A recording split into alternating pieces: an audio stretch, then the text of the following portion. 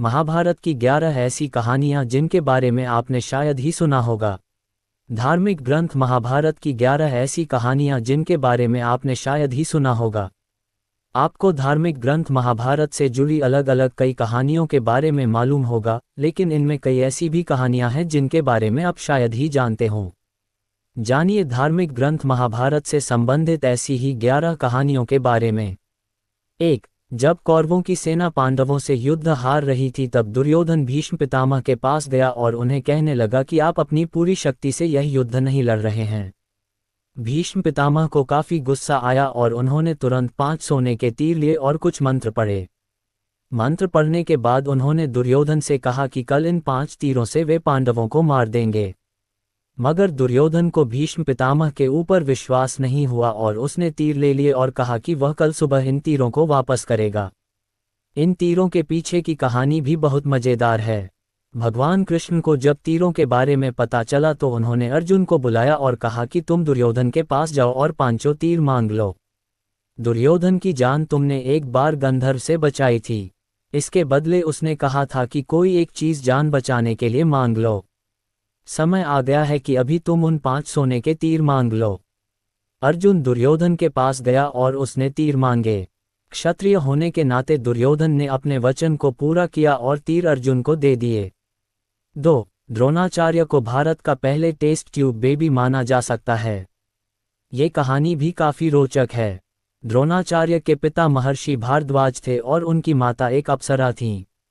दरअसल एक शाम भारद्वाज शाम में गंगा नहाने गए, तभी उन्हें वहां एक अप्सरा नहाती हुई दिखाई दी।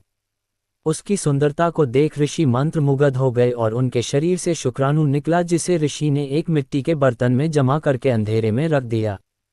इसी से द्रोणाचार्य का जन्म हुआ। 3. जब पांडवों के पिता पांडु मरने के करीब थे तो उन्होंने अपने पुत्रों से कहा कि बुद्धिमान बनने और ज्ञान हासिल करने के लिए वे उनका मस्तिष्क खा जाएं। केवल सहदेव ने उनकी इच्छा पूरी की और उनके मस्तिष्क को खा लिया।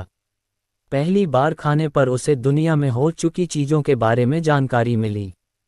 दूसरी बार खाने पर उसने वर्तमान में घट रही चीजों के बारे में जाना और तीसरी बार खाने पर उसे भविष्य में क्या होने वाला है इसकी जानकारी मिली। 4. अभिमन्यु की पत्नी वत्सला बलराम की बेटी थी। बलराम चाहते थे कि वत्सला की शादी दुर्योधन के बेटे लक्ष्मण से हो। वत्सला और अभिमन्यु एक दूसरे से प्यार करते थे। अभिमन्यु ने वत्सला को पाने के लिए घटोत्कच की मदद ली। घटोत्कच ने लक्ष्मण को इतना डराया कि उसने कसम खा ली कि वह पूरी जिंदगी शादी नहीं करेगा। 5. अर्जुन के बेटे इरावन ने अपने पिता की जीत के लिए खुद की बलि दी थी।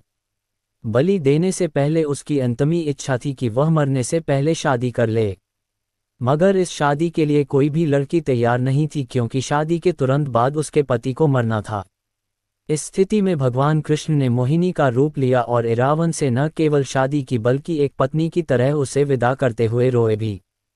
6. सहदेव, जो अपने पिता का मस्तिष्क खाकर बुद्धिमान बना था, उसमें भविष्य देखने की क्षमता थी, इसलिए दुर्योधन उसके पास गया और युद्ध शुरू करने से पहले उससे सही मुहूर्त के बारे में पूछा।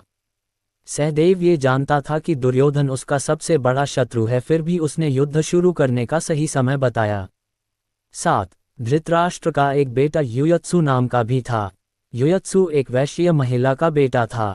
दरअसल धृतराष्ट्र के संबंध एक दासी के साथ थे जिससे युयत्सु पैदा हुआ था। 8. महाभारत के युद्ध में उडुपी के राजा ने निरपेक्ष रहने का फैसला किया था। उडुपी का राजा न तो पांडव की तरफ से थे और न ही कौरव की तरफ से। उडुपी के राजा ने कृष्ण से कहा था कि कौरवों और पांडवों की इतनी बड़ी सेना को भोजन की जरूरत होगी और हम दोनों तरफ की सेनाओं को भोजन बनाकर खिलाएंगे। 18 दिन तक चलने वाले इस युद्ध में कभी भी खाना कम नहीं पड़ा। सेना ने जब राजा से इस बारे में पूछा तो उन्होंने इसका श्रेय कृष्ण को दिया।